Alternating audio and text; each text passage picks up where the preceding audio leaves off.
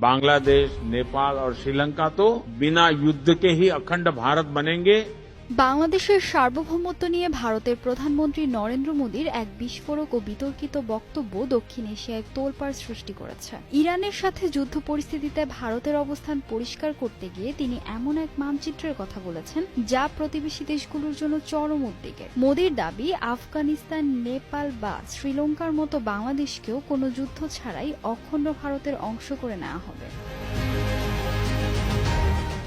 মোদীর বক্তব্যে সরাসরি উঠে এসেছে বাংলাদেশের নাম। তিনি বিশ্বাস করেন অখণ্ড ভারতের লক্ষ্য পূরণে বাংলাদেশের বিরুদ্ধে কোনো যুদ্ধের প্রয়োজন পড়বে না, বরং আঞ্চলিক রাজনৈতিক সমীকরণ ও কৌশলগত কারণে বাংলাদেশ এমনিতেই ভারতের মূল ভূখণ্ডের অংশ হয়ে যাবে। একটি স্বাধীন সার্বভৌম রাষ্ট্রের নাগরিক হিসেবে যা বাংলাদেশের মানুষের মনে তীব্র ক্ষোভ ও প্রশ্ন তৈরি করেছে। বন্ধুত্বপূর্ণ সম্পর্কের আড়ালে এটি কি দিল্লির কোনো সুদূরপ্রসারী নীল নকশা?